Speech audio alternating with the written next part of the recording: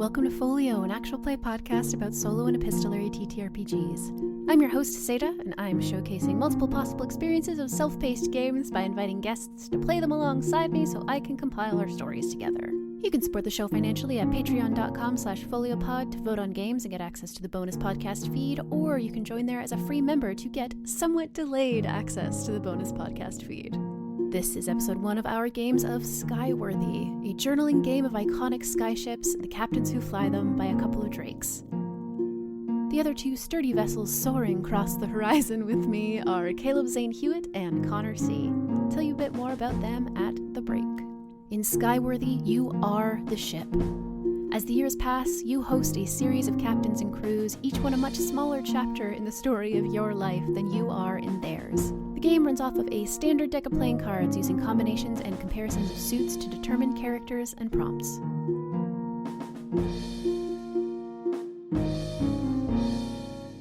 It is garbage collection time, so there are going to be trucks. Here we go. This is a test of my microphone. That's fine. We celebrate these trucks. Here we go. Yeah. Even as podcasters. Yeah, I've been thinking a lot about the sky recently. I've been dealing with kind of a bit of a strange sense of vertigo as I look up to it, and I just kind of see this endless field of blue or gray or black, I guess, as the weather or time of day dictates. It feels as though I'm standing kind of on the edge of some great expanse, and that if I lose my footing, I'll slip and fall upwards forever into a deep, dark depth. So, naturally, I jumped at the chance to become a skyship, to become skyworthy. Today, I'm going to play Skyworthy. To have the opportunity to be an entity that dares to go up into that vast azure field and return safely? Maybe. Changed? Oh, absolutely. I need a standard deck of playing cards with the jokers removed, and so the jokers are once again banished. Those poor jokers. We need a game that's only the jokers removed. Those two are the deck and everything else is pulled out. Or maybe we just need to frame it a little differently every time and say that that's what's happening. The jokers are honored. They remain. Remove every other card and then put those cards through the rigor and the work of having to be used in a game while the jokers celebrate their freedom. You start simply as a skyship. You are a mid-sized sorewood cutter, capable and adaptable. Be aware you will not end this story as you begin it. Your body will change each time you are refit by a captain to meet their needs. So what's really interesting about this one too is I play as a skyship, which is cool. It's so interesting to normally pick and be a person, right? Like somebody who goes out and interacts with the world, and it's going to be interesting to kind of play as the object of interaction, but object feels like the wrong word, right? I think there's it's a vessel, right? Like a ship is a vessel, both literally but also kind of poetically, right? Like it's a vessel for the people within it.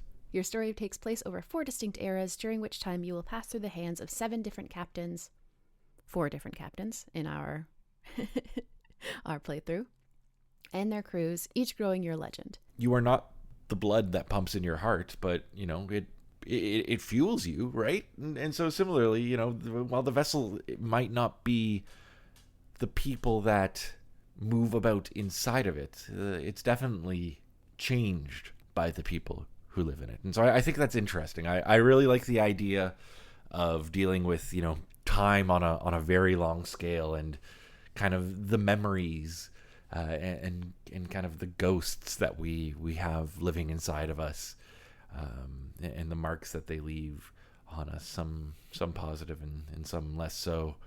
I need a journal or a word processor. I have a journal right here to take notes, but of course I also have the audio journal of the Folio podcast. So I'll say now, the vibe of this game in the art, which is gorgeous, very like splatter watercolory, is very piratical.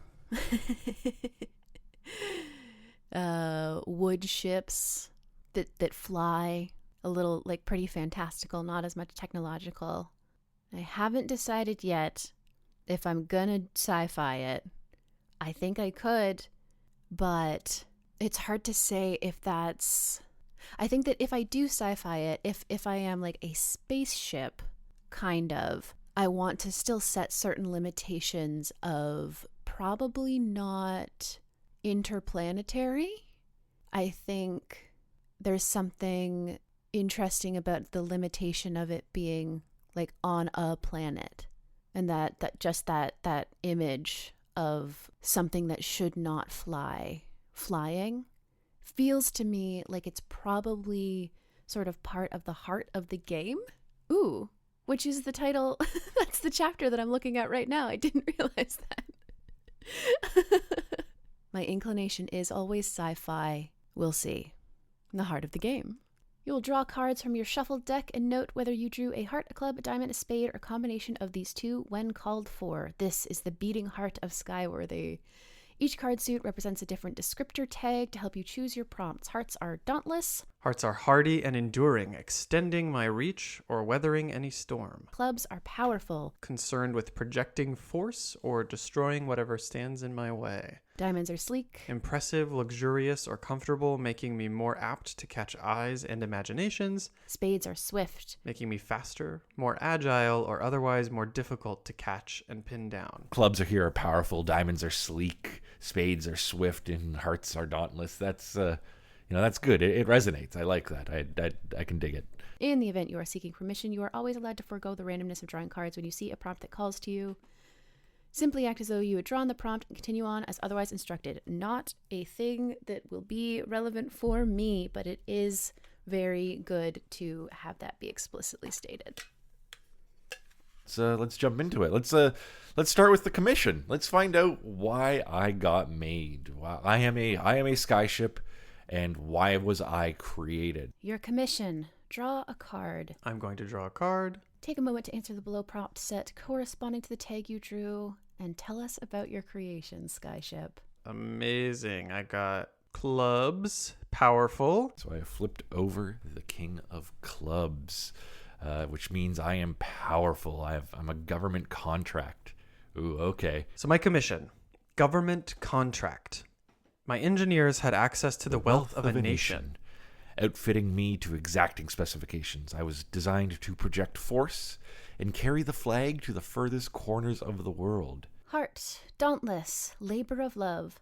Someone considers you their life's masterwork. The attention and care they paid to every join and seam ensures, in this case, love will stand fast in the face of time. Who was the engineer with the greatest hand in your design? What signatures did they leave in my plans? Ooh, okay. So now we're already getting into it. The engineer with the greatest hand in my design.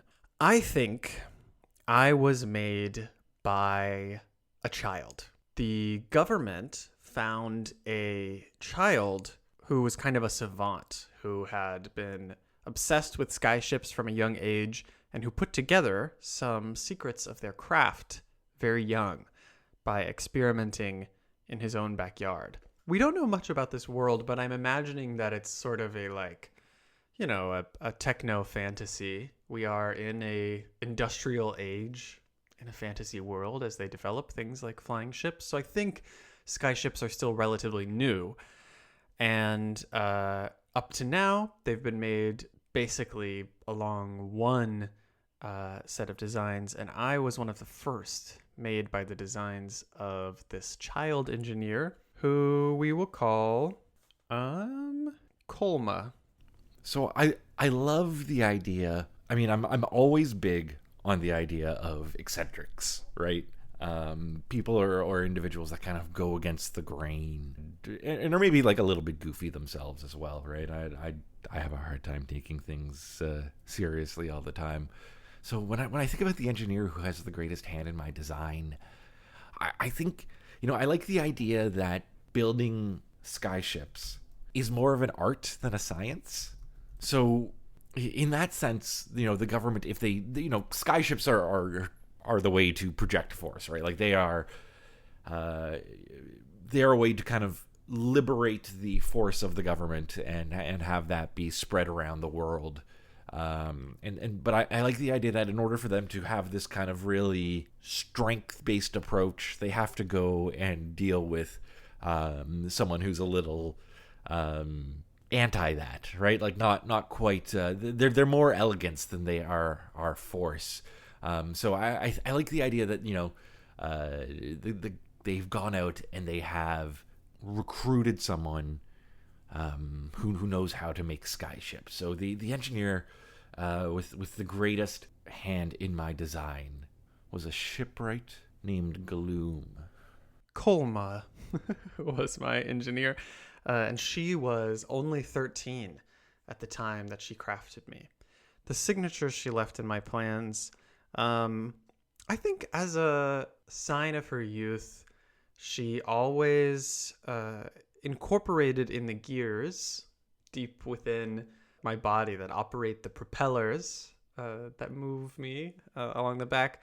In the gears, there are a few gears that are in a unique shape with the rounded petals of a flower functioning as the gear. So instead of having stiff, sharp edges, she made a few gears hidden in there that are tiny little flowers, originally painted with I don't know what you call the middle of the flower, with the middle of the flower painted yellow, and then the petals painted with some minor details. So if you're looking through the vast wooden machinery of the skyship, if you were to look close, you would see that many of the key gears are shaped in an unideal but whimsical way, befitting a child's love of the flowers of her hometown. So Kolma left those within me, and even if the paint will chip, that shape will stay the same because the gears around them are designed to accommodate them, so it would be expensive to replace all that stuff. The way Gloom approaches building ships is a very inside out approach, right? It's a little bit unorthodox. The government is looking for things like, it needs to have like crew quarters for 100 crew, or it needs to be able to haul at least 500 tons of goods and gold and stuff. Is that a reasonable amount for a ship to even carry? I'm not sure. There's a reason why I'm not a shipwright. But I think when Gloom starts with this contract, he looks at it like we're making the heart of the ship first, right? We build the heart, and so that signature that they leave, they see the building of the ship as like a very organic process, right? Building the skeleton and kindling the heart, starting to breathe kind of the fire, the life into that ship. And so the signatures that they leave in the plans is that the ship itself seems almost organic in nature. While it is, regimentally structured and stuff, the ship has got like a very natural flow to it. It's very it's sleek, but it's also lumpy. It's slumpy. It's kind of got like these odd projections, and it's if a ship can have like knobbly knees or like awkward hands, it has a certain honesty to it, right? Like a certain newness, right? Like just having grown up a little bit and starting to find a confidence in its own existence. So yeah, the signature that I think they left in my plans is that I'm organically designed but awkwardly implemented. So there might even be like some hallways and stuff inside me that just kind of seem to go to nowhere, or even sometimes like they lead out to like a very scenic view, and the government says like this, it's not really a functional area of the ship, but the engineer is adamant that it's necessary, right? It needs to have this because it's a critical structure in order for it to feel alive. First prompt is: whose love and labor is owed to your construction? For what grand purpose did they produce such a singular skyship? Labor of love could mean, I suppose, a hobby, like the classic sort of the project car that gets worked on over and maybe is never quite expected to be finished, and then is over the course of a lifetime or a very long time. There's also the idea that the love is I was a gift. I was constructed for somebody, either as a gift or to guarantee their safety. Could be an artist who was like, how can I make the most beautiful skyship? Like the idea that skyships are always very utilitarian, and this was somebody who was trying to like push the aesthetic bounds of it. I think the thing I'm most drawn to there is the idea that I was constructed for somebody to keep them safe. And I think it was a little bit of a project thing. Like I'm picturing a gruff butch mechanic who was always like, I mean, this is too small scale, but the vibe of tinkering in the garage and then one day very abruptly going to, I don't know if it's like a partner or a sibling, maybe a sibling. Yeah. And she like is like, goes to her younger sister or something and is like, so I know that you've always wanted to travel and that I've always disapproved of it because it isn't safe, and it isn't. But, and like shows her the ship, you know, and is like, I would feel better if you have to do it. If you have to do it, I'll feel better if you go in this. The question is, what grand purpose? I think that's grand enough, right? This is somebody who spent a lot of time constructing this ship to her specifications. She thinks that safety, the like regulations are a little lax, and so she built something that was not just up to code but considerably higher than code. The skyship is big though, so can it be one person? I guess over a long enough span of time, it was in the equivalent of a dry dock, and this was like years and years and years. And maybe the sibling is much younger. And so it was sort of like as the younger sibling was growing up, she was like working on this and then gave it to them as a young adult kind of thing. Yeah, I don't know. Maybe I'll see more about that, especially when I figure out who my first captain is. I should probably name her Ginny, which was, in fact, from me looking at the word engineering. Ginny Profunda. Ginny Profunda made me for her younger sister. What production delays strained the terms of your contract? How did the engineers find a workaround?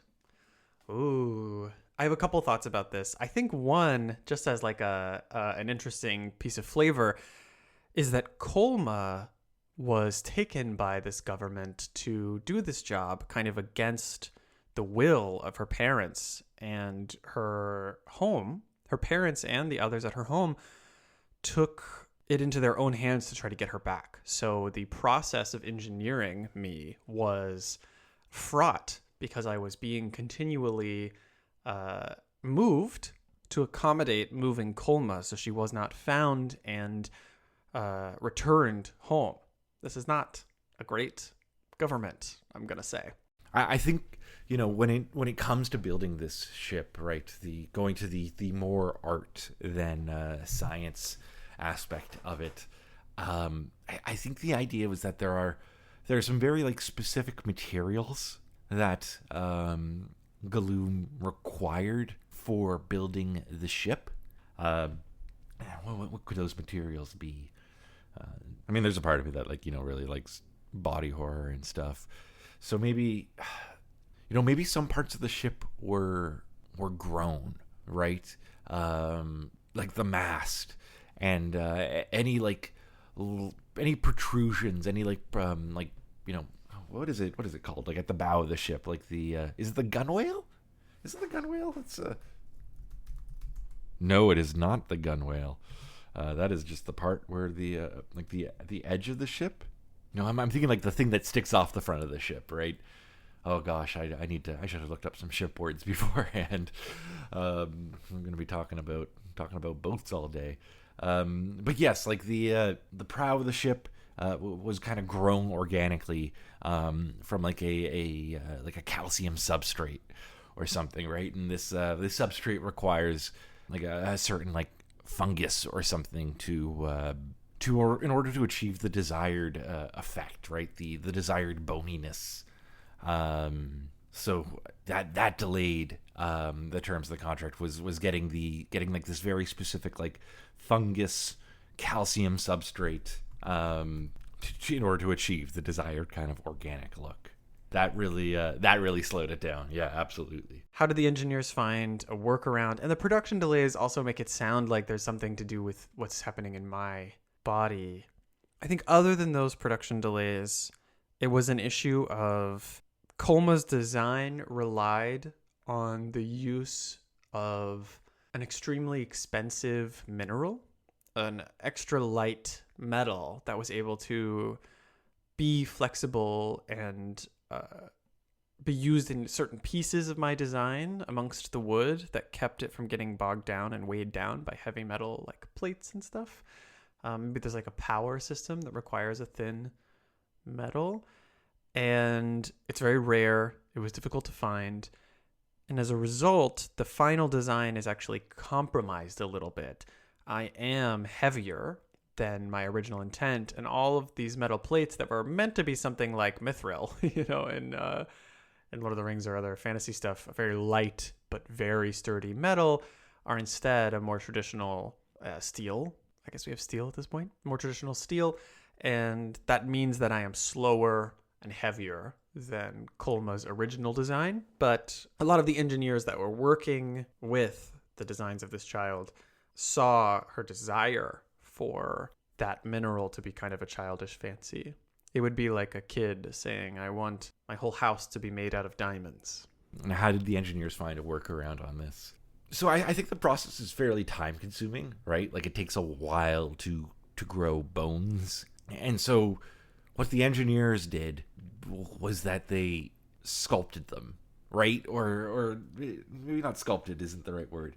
But they tried to kind of like deceive Halloum a little bit. Or not Halloum, Galoom. Maybe I'm thinking of the cheese. Anyway, Galoom. They tried to deceive him a little bit by making it out of like ceramic, right? Like they would, the process was taking a long time. I mean, it took a while to source the fungus, and it takes a while to nurture the fungus. So they, when Galoom was asleep, some of the other engineers would get in, they're trying to be like, oh, okay, do you know what this bone is supposed to look like? And it's like, oh, I think it's supposed to look like a thigh bone or something, like a femur. Yeah, like a femur. Okay. So we can sculpt something that kind of looks like a femur. So they would do that. They would build kind of simulated bone and then just kind of leave it in the substrate. And Galoom would wake up the next morning, and he would see that the progress is far exceeds his expectations. While I know it was like a little bit of a deception, I think he looked at it as, oh, I'm doing something right. If nature seems to be pushing the process along, then I must be in line with nature, right? And so these are engineers that were put on the project. These ones are actually working for the government, who are trying to keep Galoom from spending 4 weeks trying to craft the perfect door. And so they're the ones who try to rein in the artistry a little bit. Is that sabotage? I don't think it's sabotage if you're like encouraging the plans, you're helping them along. It's like a little, it's dishonest, but like it still encourages the vision, which I think is kind of fun. The day of your first launch was a momentous occasion. Who was there to see you take flight for the first time? The thing I'm immediately imagining is that this, like, Ginny and the sibling, this family, live in, like, a small community. And that's part of what made the younger sister, like, want to explore and travel, right? Like, small town, wants to see the world. And I think that everyone was there, and like, in a way that she couldn't understand as a child, when people were saying, like, it isn't safe, no, you can't do this thing. She only felt the oppression of it. She only felt like, oh my God, I'm trapped here forever. And later in life, she will come to accept that it was care. It was real care. They genuinely weren't safe. The regulations were shit. People were constantly dying. Maybe it's even that skyships as a thing were barely real, and people were going like into the oceans in these regular ships and just constantly getting their shit wrecked, getting shipwrecked, getting their shit wrecked at a shipwreck. And it was just dangerous. And skyships were like, Ginny didn't like invent skyships, but I don't think we had one where we like that came out of where this small community was, this village or small town or city or whatever. And she did that so that the younger sibling could leave safely, and the whole town wanted this. Like, this is a big deal. This is such a huge source of local pride. And the idea that this kid, now young adult, can go off into the world and like explore and be the pride of this town without like as inevitably falling into tragedy, which I understand might be tragedy. We don't stay with one captain the whole time, if she even is the captain. Which I think she's not, because it's going to have to be refit. Well, we'll see what happens. Everyone was excited. Everyone was really proud and excited. And I think, I characterized Ginny as quite gruff in that moment, like the not really knowing how to show she cares type thing, which is me, which I'm pulling on from me. Is something I occasionally struggle with. The idea that the town in part is also, at least this community, is excited to be able to support Ginny by supporting her younger sibling and supporting this launch and having this big party, that it's like, wow, it's so nice to be able to, we can compliment Ginny's work as a way of expressing that we care about her without scaring her off. I'm laughing at myself. I've done a lot of work. This isn't as active for me, but it is always going to be part of me. So yeah, the whole town showed up. What is Ginny's younger sibling's name? Laura. And yep, that is because I was like, oh, I named Ginny for engineering. What if I named Laura for something that she's going to do? Exploring. Laura from Explorer. I know, Gerald, it was a bit of a stretch. Oh, it's going to be so hard for me not to get super distracted by thinking, because I'm like, ooh, wait, if Ginny's like this brilliant constructor or mechanic or whatever, where she can like do all of this work by herself over the course, then there's probably a little bit of like the people in town being like, we tried to get her to leave town too, to like go to the big city and go to school and fully realize her potential, but we couldn't do it. She stayed because she thinks it's important to stay here and take care of us, and that's great, and we appreciate it, and she is a valued member of the community. We've always wondered if she would be happier if she'd stretched her legs and gone out into the world. That ship, sorry, pun kind of, has sailed, but hey, we can help her younger sister. Like that's it's almost making up for it on sort of like a community level. Yeah, and I'm not just gonna sit here and think about these two. I'm gonna because I'm the ship. I'm the ship. So I barely know Laura. I've hung out with Ginny this whole time while she like, I think probably like retrofits me and gives me flying capabilities, etc.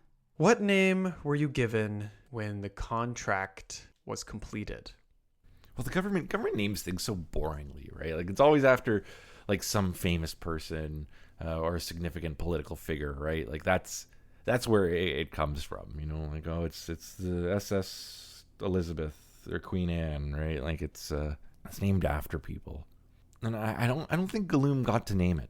He tries to. I think, and this, the name that's coming to me right now is Jasper, right? I feel like Gloom wants to name the ship Jasper, but the government's not having it, right? Like they're intended to project force, right? Like Jasper doesn't really sound like it's an honest name, but it's not a threatening name, or at least I don't know any threatening Jaspers.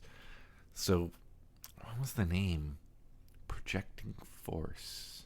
Well, where I'm thinking now is like, okay, force, like a Newton, like the unit of force. Force over distance is work, is effort, is energy.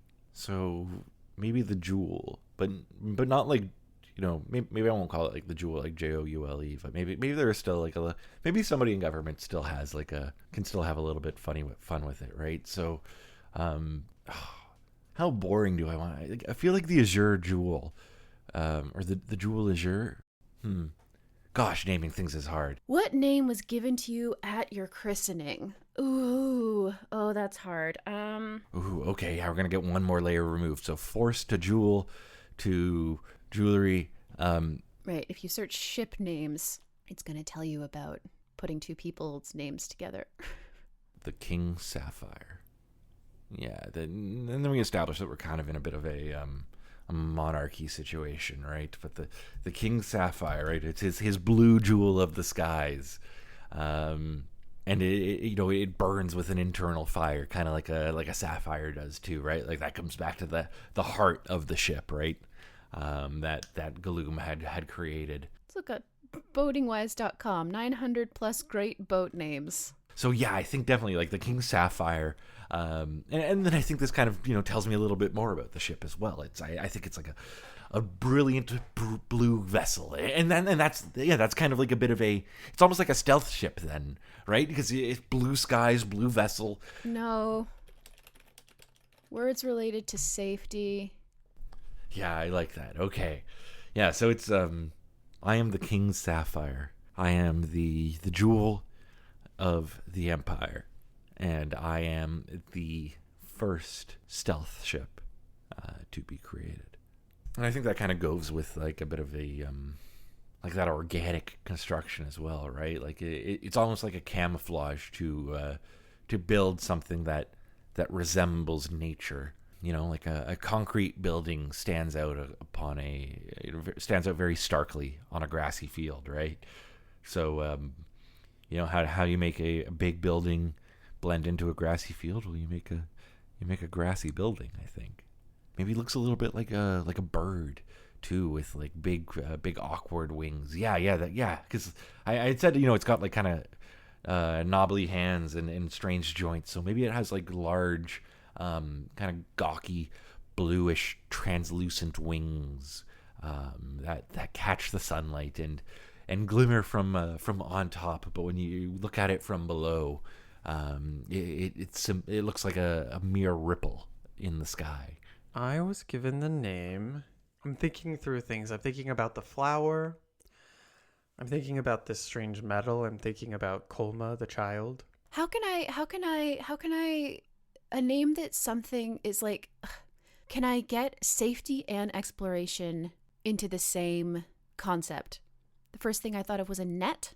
A net enables you to go high. I'm thinking of like high-rise acrobats and stuff. You can go higher and be more daring if you know there's a net to catch you. The catching net, I think. And I'm not getting distracted. I'm so focused, but I do like the idea that it is also a segment of like a lyric from a song, maybe that Ginny and Laura knew like from their childhood, maybe even a song that like their mother wrote or something. She was a musician. Maybe not, but just, yeah, it is to people from here at least recognizable as a segment of a lyric. For Ginny specifically, it means like, you'll land safely if you fall. And then I think it also gives it this interesting like reputation. Like people hear the catching net and they think like this is going to be not even like a fishing, like bounty hunting. Like this is a ship that will track you down. It can very easily be turned into a threat. And I think that's very cool to have all of those meetings in there. So yeah, the catching net is the name. My name is Greenblade. Greenblade meant to evoke the freshness of a plant, the newness of the design, and blade meant to evoke the speed and sharpness of the skyship moving through the air and cutting through the clouds. But of course, the real reason it's called Greenblade is because of a mythological story Kolma's parents used to tell her of a hero who wielded a green blade, a sword made entirely out of plant. A fairy who plucked it directly from a tree and from that point forward, it was sharper than any other sword. So we were always Greenblade, and Kolma gave us that name before we were even born, as she wished to find her home again. Cool. All right. Yeah, I'm happy with this as my commission. I believe I have completed my commission. I think that's it for the commission, so we'll go into the first era. It is beautifully fitting that the first ever return guest is one of the very first guests of the show at all. Thank you so much to Caleb Zane Hewitt for coming back. Caleb, of course, is one of the brains behind Triangle Agency, a paranormal investigation and corporate horror role-playing game that you can pick up at shop.hauntedtable.games or hauntedtable.itch.io. He's also a genuine, kind, and hilarious person who I am honored to get to idly chat with about games and stories. Follow Haunted Table on Bluesky and pick up the literally award-winning Triangle Agency as soon as you get the chance. Also, if you haven't heard it, go back and listen to the first ever Folio series in which Caleb and Tomás Jimena Rioja play accomplice. It kicked off the show. It was the thing that gave me the confidence to be like, oh, I think this is working. I think this will work. I think this is gonna be a show. And that is in huge part because of him, not because of me. Because listen to how I talk. What was that? No, I'm not gonna do it again. I have to move on. Connor is a dear old friend of mine and a brilliant storyteller. I don't think that I would have the relationship to games that I do now if not for the time I spent at his table like 10 years ago. He gave me a completely skewed vision of what Dungeons & Dragons 5th edition actually feels like to play with his collaborative, clever, deeply strange DMing. He was graciously enthused every time I sent him 3,000-word Google Docs at 4 a.m. about how my character's grandparents met. He always encouraged my creativity and depth of play, and I am thrilled to have him here. Even if it does mean that both guests have a name that starts with C, which made me literally scream into my mouth a few times while doing the episode transcriptions. Speaking of screaming into my mouth, you are currently listening to my show. Thank you. My name's Satah. I am a TTRPG editor and designer, podcast wrangler, and musician. My singer-songwriter, acoustic goth Broadway bedroom doom pop feelings project People You Meet Outside of Bars released an EP at the end of last year and a full-length album at the end of February for Record Production Month. Check out my work at gaygothvibes.online and follow me on Bluesky at potatochips.gaygothvibes.online. And now, with our commissions completed, it is time to meet our first captains. Get ready for the first era, my first flights. Okay. I have to draw 2 cards to determine my first captain. If I draw 2 of the same suit, continue to draw until I have 2 different suits. Okay. I really do want this first captain to be Laura, but we're going to see what I draw. My first 2 cards are hearts and clubs, so I need to scroll through to find what the captains are. All right, let's take a look. Let's flip over the first card. It's a spade and a diamond. Oh, okay. What does that mean? Sleek and swift. I drew a heart and a diamond, which is dauntless and sleek. Hearts and clubs. Oh, it's the first one. Dauntless and powerful. The decorated admiral. The shrewd merchant. The dilettante noble. Oh, this is fun. This is fun. I like that they've gone into giving this stealth ship to a noble. Oh no, what happened here? This is not the admiral's first command, and it shows. They are experienced, wise, and protective of you and their crew. You and the merchant pursue profit to the edges of the horizon. They are hungry, resourceful, and stubborn to a fault. I am a status symbol, and the noble intends to show me off. They are vainglorious, bored, and grasping. Is this Laura? Or did the ship end up in someone else's hands? This is like the first flight. Let's do the second step and see. The jewel in their collection of treasures. Oh, wow. Hey, the jewel in their collection of treasures? How? Oh, this is fun. This is really fun. Okay, yeah. Oh, man, already. I'm thinking like, okay, the ship was commissioned by the king, right? And then they look to their son, right? Like their heir, and they're like, okay, yeah, I want to, it's their 18th birthday, right? And so it is only fitting that they are granted their own commission, their own ship. And so this is an 18th birthday gift for the king's son, hoping that it would be a motivating force for them to become a little bit more mature. Right? And so yeah, he named it the oh, maybe it's not the because he's gonna be the prince. No, I think it's the king's jewel, and he's giving it to the prince in hope that it will bring him to kingliness. A prince who likes to party.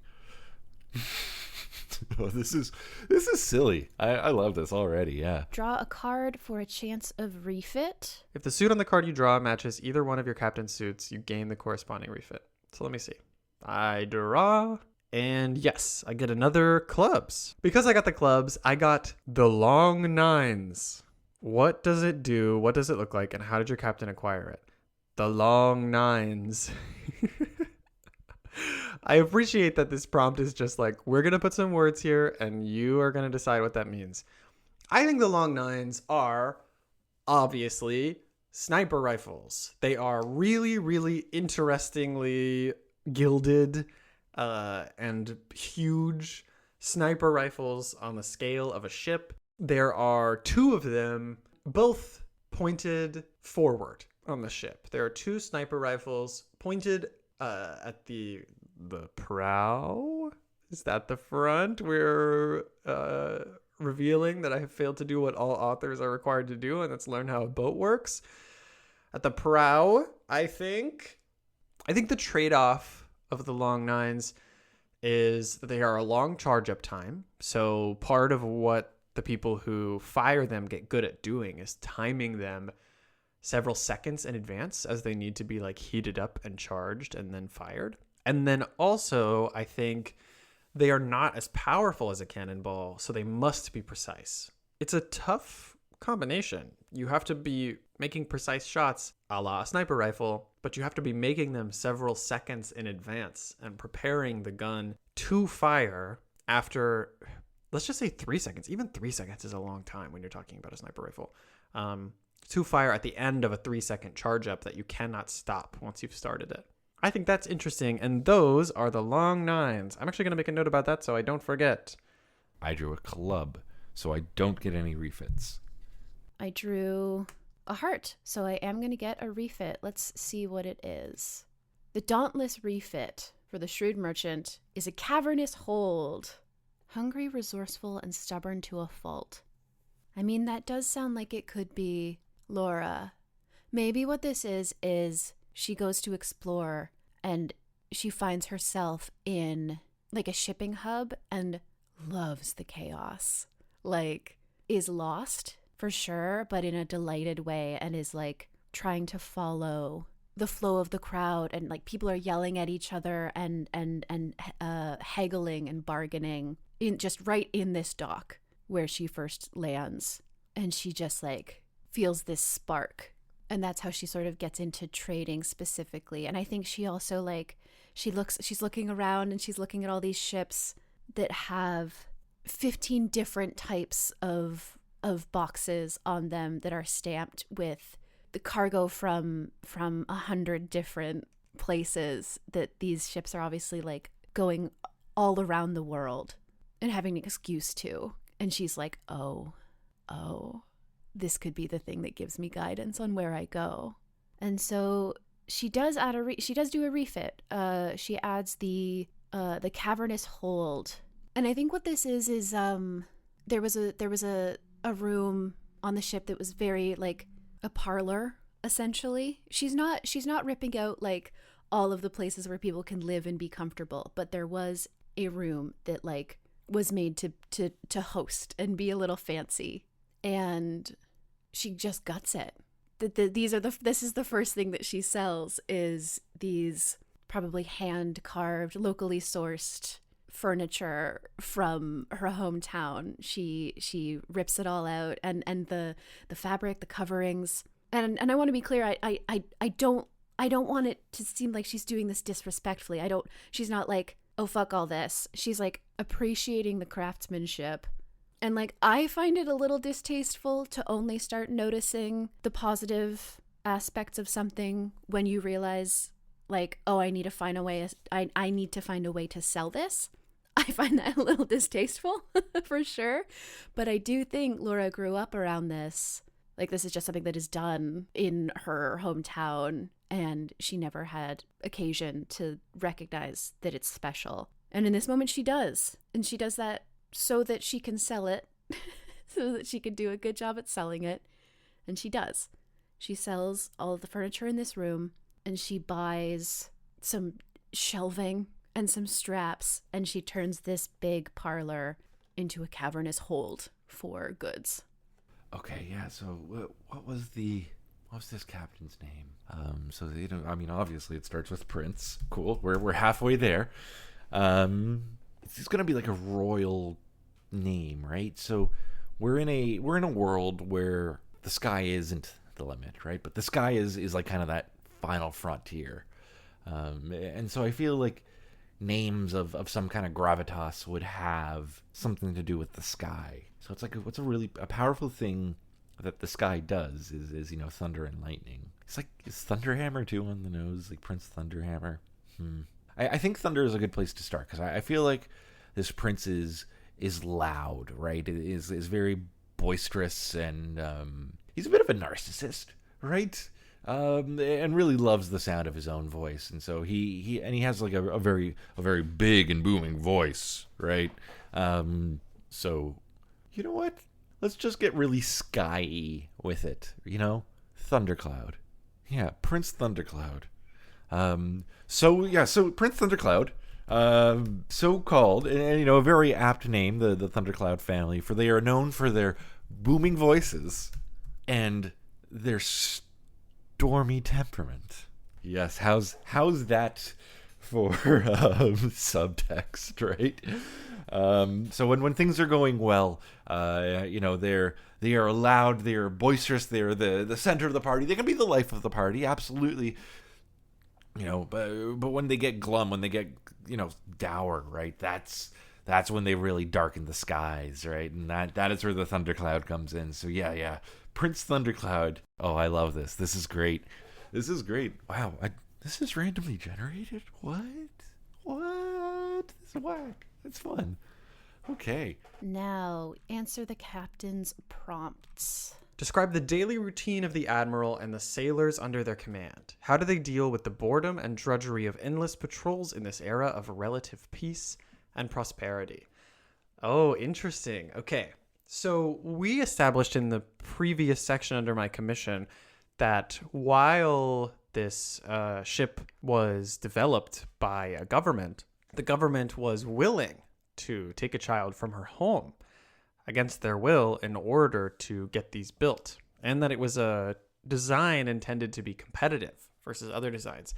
So I think what we learn about this era of relative peace and prosperity is that the ships they're competing with are also within the empire. They're not in a war. They are dealing with a community of people who have been building their own ships. And something Kolma uncovered would have meant that the citizens of this empire would have had better equipment than those who are intended to police it. So this admiral is now given the Green Blade, the first of these ships, and is set with patrolling her own country, her own empire. The daily routine, I think they're primarily concerned with two things. One is trade. They are assisting with the movement of important resources from place to place in this empire, which I believe is very large and crosses multiple islands and land masses, which requires the use of skyships sometimes for transportation and trade. So the Admiral assists both as a ship that can carry that stuff and as a bodyguard for larger, slower skyships who are attempting to carry important cargo. And then the other thing they do is a different kind of important cargo, which is people. I think they are often acting as basically a private jet for the most important people in this empire, the emperor and his entourage. So I think I think that's it. And the way that they deal with the boredom of this, because it is kind of boring, you are dealing with some of the most like specialized and annoying potentially people in the country, and you are moving stuff back and forth in kind of a boring way. You're not getting a lot of combat, even though you've been trained for it. I think they handle it by playing a lot of games on board. And I think a few of the sailors are smugglers on top of this. They have their own secret cargo they're moving around. And so the admiral, who is decorated and proud of the work she's done, also knows that she has, by virtue of the team she's put together, built something of a crew of spies and criminals who are doing their jobs very well, but who are not chastised or stopped from acting on their own behalf during this time. I'm guessing because the admiral herself is also doing this. What rare commodity does the merchant load your hold with before setting off for the horizon? I think I kind of just established that. It's so this trading port that she went to was very close. I think that she was with a very a very minimal crew, and she was told to come here to hire a crew, which she does. And the first thing they do is return to her hometown, first to drop off any members of the hometown crew who don't want to go on the rest of the journey. I think a couple of them do stay, though. They're very taken by this energy as well. Maybe all of them stay. That's kind of fun, right? Yeah.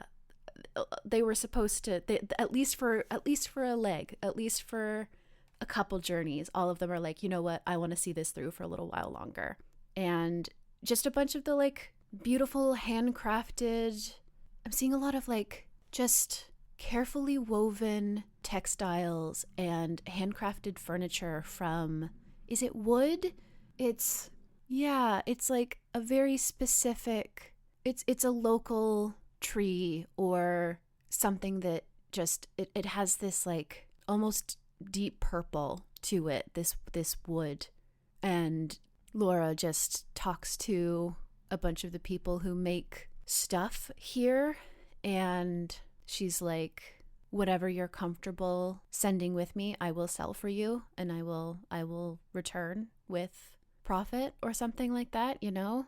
I imagine there has to be some form of trade, presumably, especially if they're close enough to a big trading port, the one that Laura went to first. But she's basically saying hey, I can make it faster and I can haggle for you. Ooh, that's one of the things, is that traders come through and will trade goods and whatever, but people in this town didn't have a lot of bargaining power or whatever. And Laura's basically saying hey, we can do this. I can do this. We can be in control of this. Yeah. One other detail is just, I think I mentioned textiles, and I think that I really like the idea that this tree that has this sort of deep purple wood, also it's almost like a willow tree in the odd fibrous leaves that it grows, and that's one of the things also that gets broken down and woven into these textiles. And then a lot of just hand dyes with strange gems and rocks that are all around this town. Yeah, just very, very unique to the physical geography of this place. That's sort of what all their materials are, and that's why it's a rare commodity to load the hold with. Describe the lavish parties that the noble has hosted aboard me. Putting a bullet point in my notes here that says parties ? Yes. Initially, I'm like, what kind of parties does somebody host on a skyboat? And immediately the answer was the same kind of parties somebody hosts on a water boat, I think. And I think, I think with the, because the wings of the ship I had described as really capturing the sun's fire, right? And making the wings of the ship, glimmer almost. But what I think the prince has discovered is that while the sun's fire is a very fierce and hot and raging kind of energy and lighting, the moonlight, now that's where the party really happens. And the wings glimmer silver and cold, almost like being on the inside of a disco ball, like a disco ball, yeah, like an inverted disco ball, sitting on the inside of an orb of mirrors as the moon's light glints and glimmers. And I think, the prince really loves chasing the moon and going to different places to see the moon in different phases, and just really, really drawn in by the most extreme parties, the most, when all the stops have been pulled out, are the eclipse parties. Like a full moon eclipse party, yes. And I think this is, I think the prince initially, like, consciously, he seeks this party out, this full moon eclipse party, as like a very unique spectacle, right? He thinks like, oh, look at me, look at how fancy I am.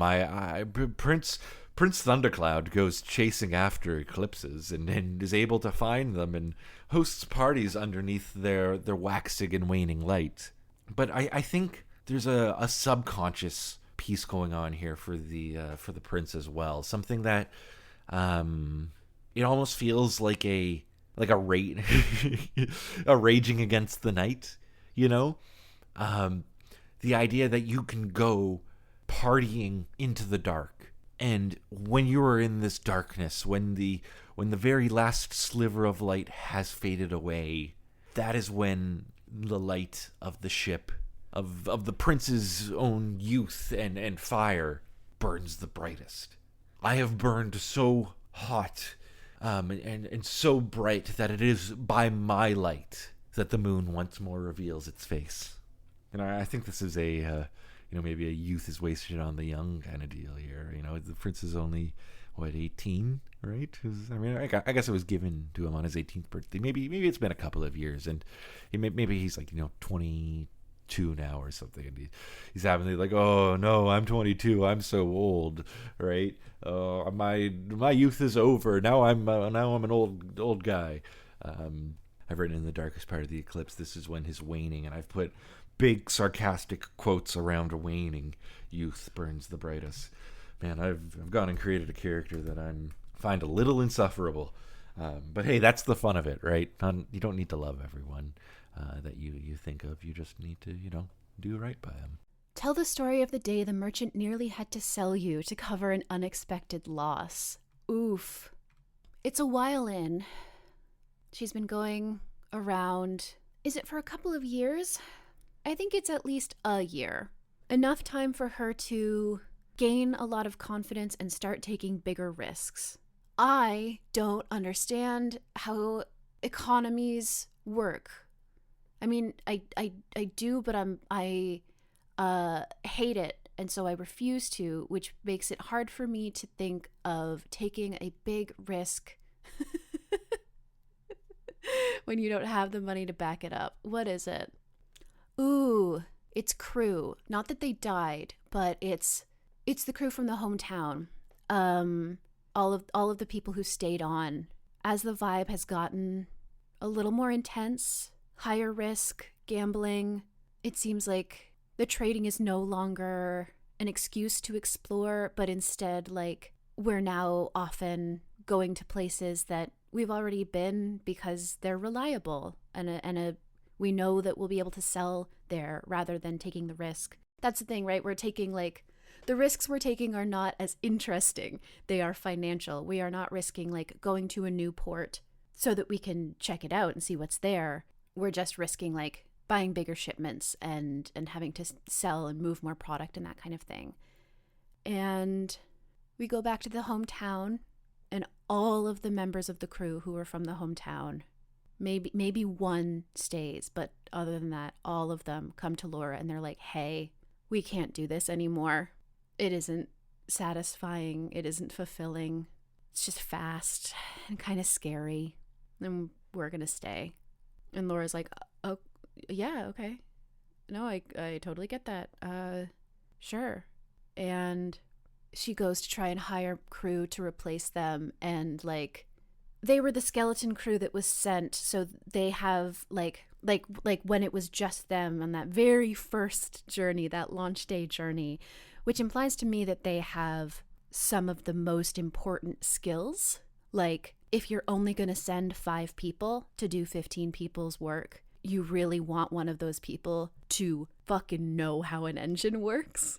And so, like, Laura quickly learns that hiring their replacements is going to be inordinately expensive, and is getting to a place where she's like, okay, well, I could sell this ship, I could sell the catching net, and just get a cheaper ship. And then I'd have to hire less crew. I can keep the crew I have, hire just a couple people, and be able to use the money that's left over to hire them. And how is it that she doesn't have to? I want an answer that isn't, she stumbles upon a bunch of people who are like, I would love to work for experience. I think part of it is some crew members come to her shyly and say, like, we've all been learning while we've been here. We can cover a bunch of those roles. Probably not quite as well, but we can do it. And I think one of the things here is that, like, this is Laura going to the whole crew and laying out what's happening. And maybe just to tie it to why I was created the way that I was. They are like, a lot of them have horror stories of working on other ships where the conditions are technically legal but fucking miserable. Satah, worked on a cruise ship for a season, a very small one. And the boat was built like in the 70s or 80s. Regulations were different then. But if a boat is old, then you can kind of get grandfathered into the new regulations. Like in the 80s, you were allowed to build a ship where the crew sleep below the waterline. At a certain point, they realized that the crew should not be the first people to die if someone goes wrong. And so legally, you cannot do that anymore. But if you already made the boat, it's okay, as long as you don't do any major renovations to it. Because if you do any major renovations to it, you have to get the whole thing up to code. I'm sure that you can sort of think through the implications of that all on your own, what that means to have a boat that cannot have any major fixes applied to it, because it would have to suddenly leap forward, 30, 40 years in standards.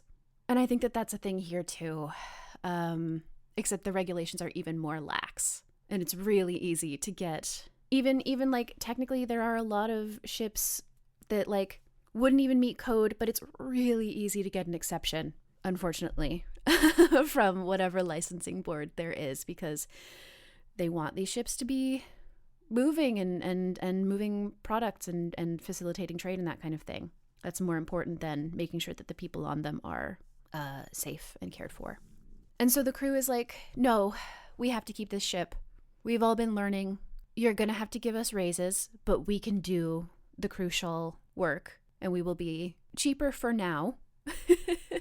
We draw up some contracts that are like, I will take, like, my wage should be 300% what I'm making right now. For the next 6 months, I will accept 200% of what I'm making right now, and then I will be owed the 200% plus retroactive, blah, blah, blah. But sort of just like giving a buffer, giving us time to like get more profit, and I can use the savings from not paying them their worth. Oh God, this is a difficult character for me. To to hire crew to replace them in sort of the like lower skill stuff. Oh God. This is not even close to the most villainous character I've played, but is the most difficult for me to handle with a straight face. Tell the story of an engagement in which you and your crew were the only survivors in your fleet. Oh gosh. Wow. The only survivors. I think there was a first spark of a civil war within this empire. It came from a community that happened to have access to many sky ships because of their location. Actually, I think because of that, they're near a forest. It's a community of foresters who, kind of pushed by the small rebellious activity that started when Kolma's family began terrorizing the Sky Harbors to find Kolma, grew very quickly into something like a militia that was interested in liberating the main source of wood for skyships from the control of this empire. However, I think the Admiral has been very happy with her position in the empire, and so has the crew. So she was not in a place to try to stop it. And when a bunch of the skyships from the Imperial Navy, Sky Navy, were sent to attack this place, the Admiral and I, the Greenblade, were the only survivors because we were the only ship fast enough to outmaneuver all the rest of them. We were still the first Greenblade made.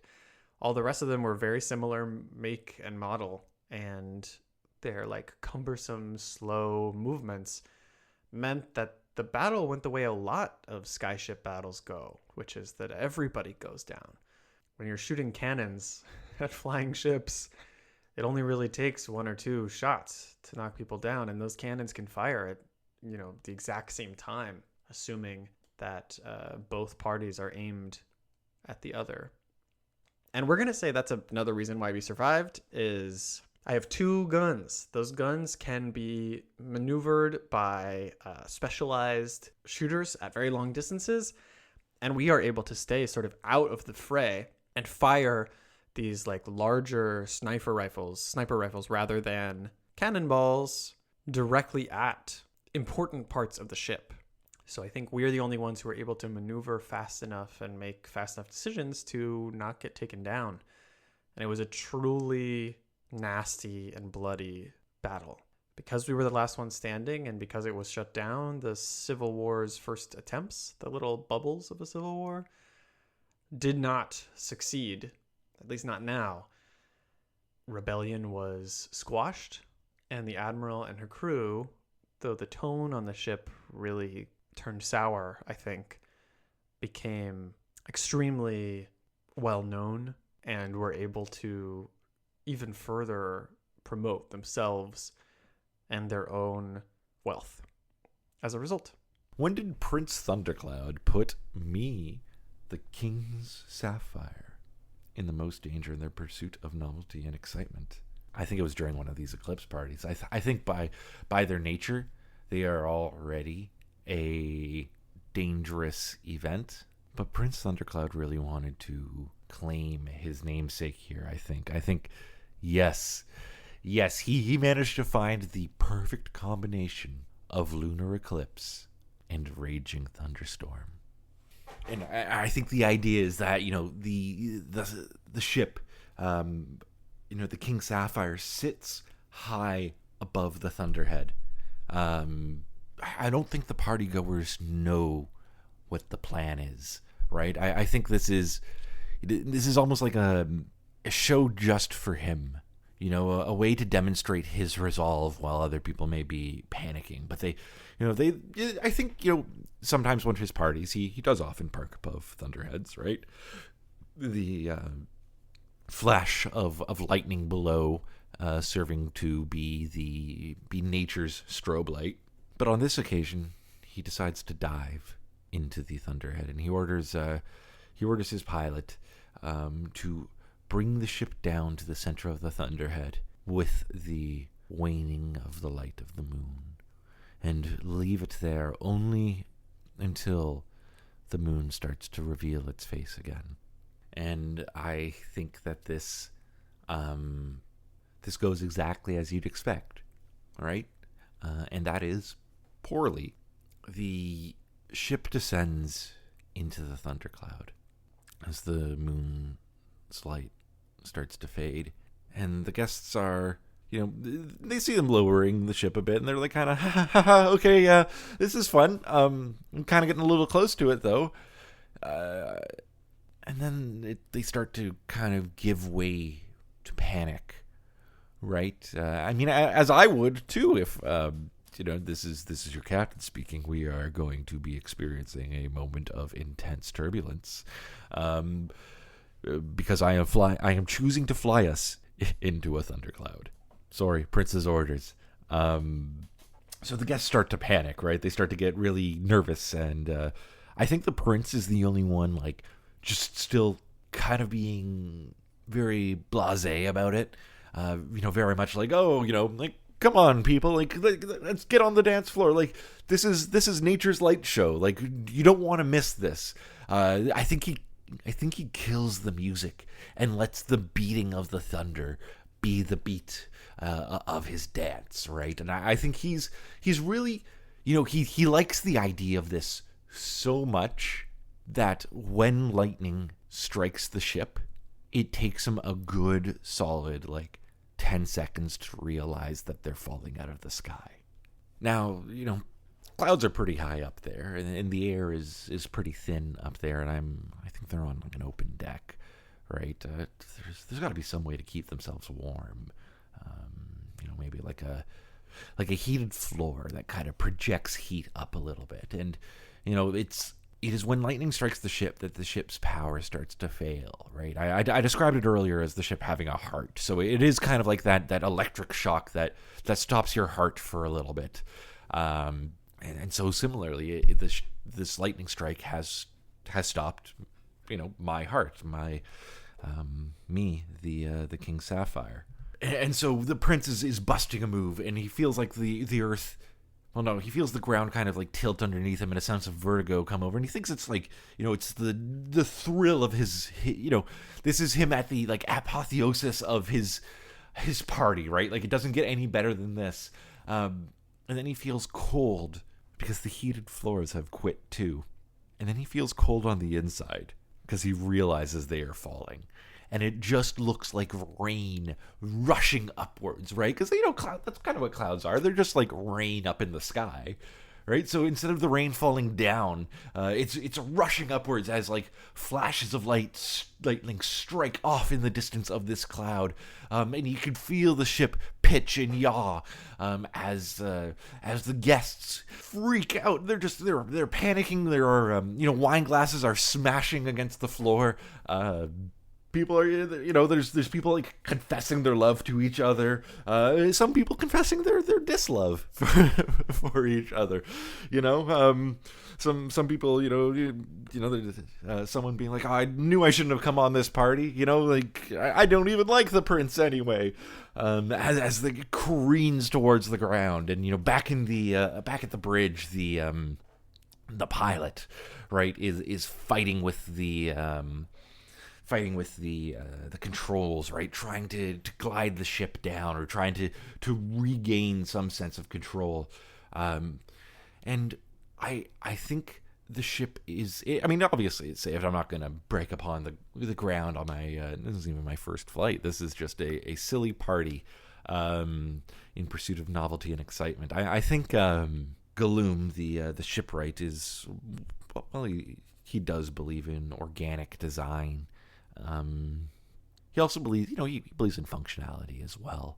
And so from the, he did design the ship, well, hard to control without the power steering, can still be brought down safely if the ship were to lose power. And so I think it plummets from the sky, but eventually the pilot is able to rein and wrest control from gravity, and cause the King Sapphire to spread its wings and bring it down to a very slow glide, and bring it back down into control once they are underneath the thunderhead. Rain pours down on the deck as guests are cast all across the party's floor. Tables are upturned. There is not an unsmashed glass or shaken spirit out on the party floor.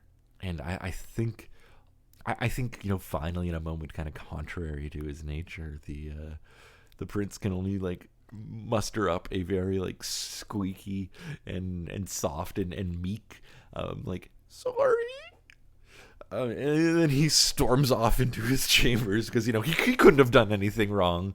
And he refuses to repeat it again.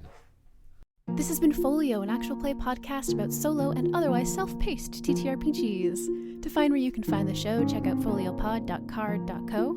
Sign up as a paid member at patreon.com/foliopod to vote on games and get early access to the bonus feed with edited audio-only versions of live streams a little while after they happen and occasional other stuff. You can follow Caleb, Zane, and Hewett's work on bluesky at Haunted Table. Triangle Agency, an award-winning game of paranormal investigation and corporate horror, is available now at shop.hauntedtable.games and hauntedtable.itch.io. You cannot follow Connor anywhere, but he wants to recommend that you support your local library and take a little walk to appreciate something small and beautiful. You can follow Satah, that's me, on bluesky at potato-chips.gaygothvibes.online and check out my work at gaygothvibes.online. Next week, Caleb and Connor and I will continue our games of Skyworthy by a couple of Drakes. Everything I mentioned here is linked in the show notes. Thanks so much for listening. Take care out there.